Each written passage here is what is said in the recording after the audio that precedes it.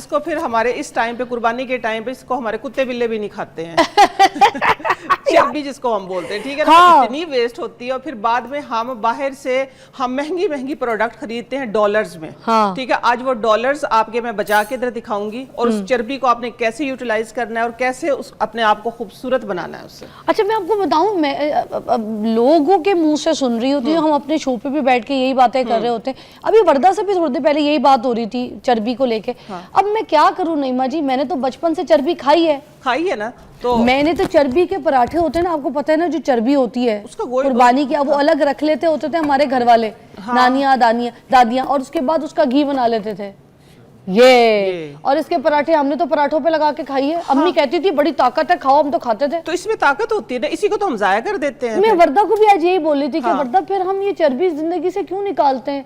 मैं तो फराल को भी चर्बी के पराठे खिला देती हूँ। बहुत अच्छी बात है ना, ये तो बहुत अक्ल की बात है कि आया इतना, देखो ना इस मौके पे इतनी अवेलेबल होती है, सारा साल भी होती है, लेकिन इस मौके पे इतनी, आप पूरे साल का स्टोर कर सकते हैं। और सुने घी कितना महंगा है बाजार में, घी कितना महंगा है और ये खालिस है, ये कुदरती है, अल्लाह ताला ने डायरेक्ट हमें दी है। हम इसको वो प्रोसेस वाली चीजें खाते हैं ना, इसीलिए तो फिर हम बीमार हो गए हैं। पहले मैं सारे आज वो तरीके बताऊंगी। मैकेनिक का तो मैंने पहले से बता दिया आपको कि मैकेनिक किसके लिए बनी थी, कि आज ये चर्बी है, ये बीफ टैलो इसको बोलते हैं ना। अच्छा, tallow, beef tallow, mutton tallow, कुछ भी चर्बी का जो घी होता है उसको टैलो बोलते हैं, ठीक है। फिर हम बाहर से जरा डॉलर्स में खरीदते हैं फिर उनको, कि हमने बीफ टैलो, ये इसकी ना मॉइस्चराइजिंग क्रीम ऐसी बनती है कि जिनकी एक्सट्रीम ड्राई स्किन है, जिनके फ्लेकी स्किन है, उनकी स्किन के को भी इंशाल्लाह ये मॉइस्चराइज करेगी। ये देखिए मैंने इसकी, मैं अभी लाइव प्रैक्टिकल भी करके दिखाऊंगी। ये लेवेंडर क्रीम बनाई है बीफ टैलो की। पिंक कलर की कैसे, ये लेवेंडर कलर है, पिंक नहीं है, लाइट पर्पल सा है। वाह। और दूसरी मैंने इसकी जो बनाई है वो कॉफी की क्रीम बनाई है, ताकि बच्चे उसको खुश होके लगाएं।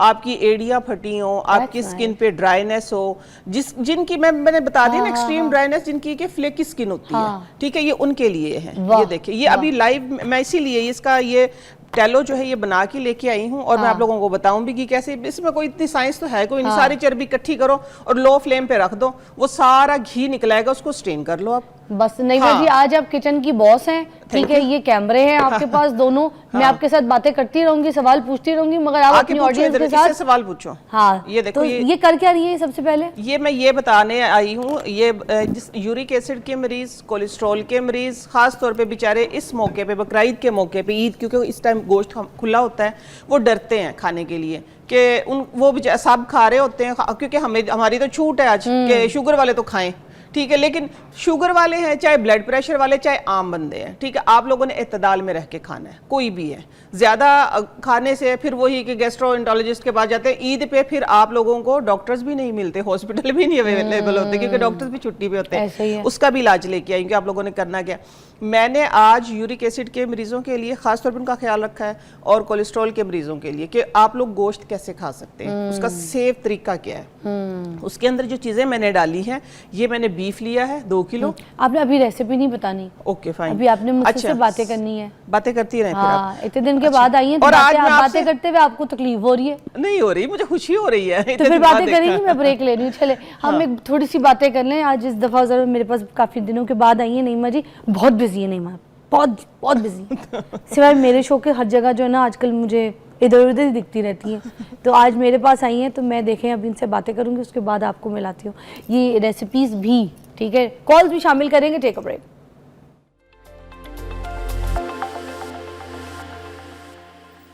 Welcome back. आप देख रहे हैं मॉर्निंग विद फिजा। नईमा जी जबरदस्त चीजें लेकर आई हैं, नॉट टू मिस वाला आज का ये सेगमेंट है। कॉल्स भी शामिल करेंगे। बहुत से सवाल आपके अगर दिमाग में ऐसे हैं ईद से रिलेटेड, कुछ रेसिपीज़ को लेके, कुछ नुस्खों से लेके, तो रेमेडीज़ को लेके, तो आप कॉल कर सकते हैं।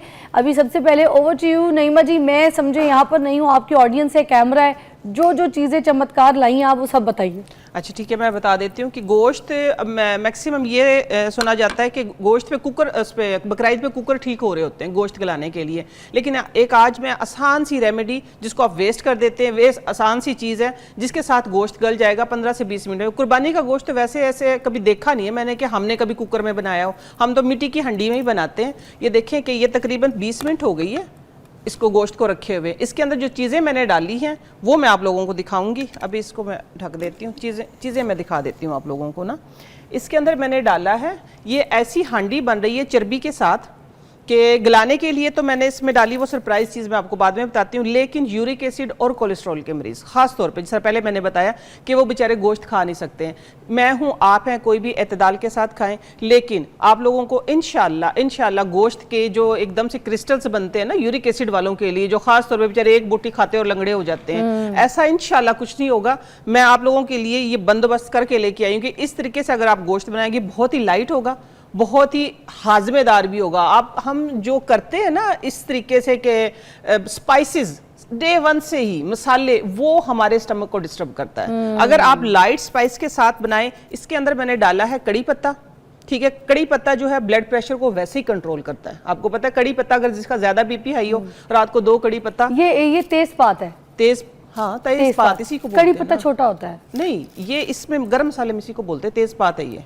अच्छा, हाँ, कड़ी पत्ता जो होता है इसका छोटा तो छोटा वाला, हाँ जी। तो हम तो उसको तेजपात भी कहते हैं। तेजपात भी कहते हैं, जिस तरह इसको कड़ी पत्ता, हाँ कड़ी पत्ता भी कहते हैं। तो छोटा छोटा हम उसको छोटा छोटा वो घर में पौधा लगाते हैं। ये है दारचीनी, ठीक है। दारचीनी का भी मैं गोल वाली है सीधी वाली है? हाँ सीधी वाली है। हाँ सीधी वाली है, क्योंकि ये मैं काफ़ी दफ़ा बता चुकी हूँ आप लोगों को कि दारचीनी से भी जो ब्लड प्रेशर है वो कंट्रोल होता है। उसका एक नुस्खा अलग से है, वो मैं फिर भी बता दूंगी, बार बार भी बता देती हूँ। ये दोनों चीज़ें अगर आप रात को पानी में भिगो के इसको पियेंगे तो आपका ब्लड प्रेशर वैसे ही कंट्रोल रहता है। शुगर के लिए भी बहुत अच्छी है ये। फिर जो सफ़ेद ज़ीरा है, सफ़ेद ज़ीरा ये है कि आपके हाजमे के लिए बहुत अच्छा है, शुगर के लिए बहुत अच्छा है, ब्लड प्रेशर के लिए बहुत अच्छा है, क्योंकि अमूमन हम इस्तेमाल करते हैं। इसके अंदर फिर मैंने हस्बे जायका नमक डाला है। सिर्फ ये चीज़ें मैंने स्पाइस सिर्फ ये डाले हैं इसके अंदर। अदरक लहसुन का थोड़ा एक जवा बस अदरक लहसुन का डाला, थोड़ा सा अदरक पीस के, और 2-3 जवे मैंने इसके अंदर डाले लहसुन के। साथ में गलाने के लिए जो एक बहुत ही आप कह लें सीक्रेट है, वो ये है। ये क्या है? लहसुन इसका मैंने उतार लिया था, ठीक है। ये लहसुन की बीच वाली डंडियां हैं, ये कभी हमारी नानियां, दादियां, फूफियां, उनको हमने करते हुए देखा था। तो ये अक्सर औकात में कर लेती हूँ जब मुझे डाउट हो ना गोश्त गलेगा नहीं, तो ये दरमियान से लहसुन उतार लिया ना, ये देखे ना, ये लहसुन का ये बच गया। इसको बोलते हैं स्टिक लहसुन की। मुख्तलिफ ज़बानों में मुख्तलिफ बोलते होंगे, देखने से पहचान लेंगे। तो ये मैंने इसके अंदर डाली हुई है 2, बस ये गारंटी है। अभी देखना, 15 से पपीता डालते हैं वही काम करेगी, जिस तरह पपीता जैसे पहले तो पपीता नहीं था, होता ना, पहले पपीता नहीं होता था, तो पहले पपीते की जगह इस तरह की चीजें ही डालते थे। अमचूर डाल देते थे कभी कभार, कचरी का पाउडर डाल देते थे कभी कभार, या कचरी भी डाल देते थे अमूमन इसी तरीके से, लेकिन ये भी डालते थे। तो ये मैं कभी कभार ये डाल देती, तो आज मैंने ये डाली हुई है। ये हम फेंक देते हैं, हाँ ये फेंक देते हैं, लेकिन ये कारामद चीज है। ये डालने से इंशाल्लाह देखिएगा आप आएंगे, गोश्त जो है वो गला हुआ, इसलिए मैंने इसको हांडी को ना बंद करके रखा। ये इसी की गोश्त में, इसकी चर्बी में, और ये स्लाइड से स्पाइस के साथ बनेगा। और एंड पे नीमा जी एक और चीज जरा देखने वालों को बताएं, मुझे लगता है जो मट्टी की हांडी में गोश्त गलाया जाता है उसका जायका भी अच्छा होता है, और वो उसमें स्टीम अच्छी होती है तो जल्दी गल जाता है। मैंने इसको एक दफा सिर्फ खोला था, इसलिए नहीं खोला कि चीजें मैंने बता दी। 2 किलो गोश्त है इसके अंदर, 2 किलो गोश्त के अंदर मैंने बस ये 2 ये डाले हैं, और तकरीबन मैंने 15 ग्राम जीरा डाला है इसके अंदर, हस्बे जायका नमक डाला है। ये तेजपात जो है ये मैंने डाले हैं तकरीबन इसके अंदर 3 से 4 पत्ते। दालचीनी के बड़े टुकड़े डाले, क्योंकि आपके ब्लड प्रेशर, शुगर दोनों को कंट्रोल करती है, वो यूरिक एसिड के लिए भी बहुत अच्छी है। तो इसलिए हाँ, और मिट्टी की हंडी में इसलिए क्योंकि मेरा स्लोगन बैक टू नेचर है, तो मैं इसीलिए नेचर के करीब रह के ही काम करती हूँ। अभी देखिएगा आप कि इसके अंदर आपको एकदम से खुशबू भी आएगी, गोश्त भी गला हुआ आप खुद देखेंगी। एंड पे बस मैंने जो डालनी है चीजें, वो इसके अंदर भरपूर विटामिन सी का मैंने इस्तेमाल करना है, वो है सब्ज मिर्चें।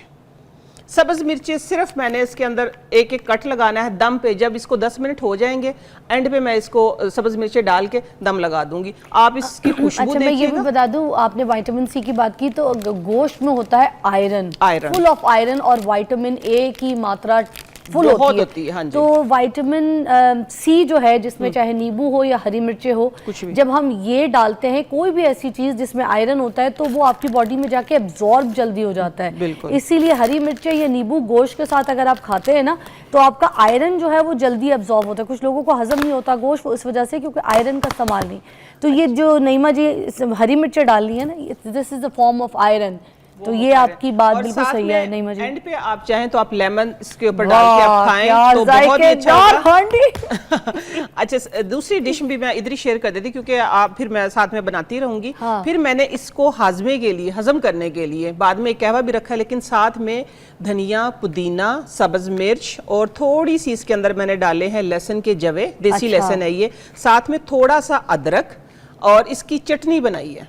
आप ईद पे हर मौसम में, हर मौके पे ये जरूर इस्तेमाल, क्योंकि ये हाजमेदार चटनी आपके स्टमक को भारी नहीं होने देती। जो ज्यादा ऊपर नीचे खा के जो वरम आ जाता है ना, स्वेलिंग हो जाती है, इन्फ्लेमेशन हो जाती है मैदे पे, जिसकी वजह से कि वो वापस आ रहा होता खाया।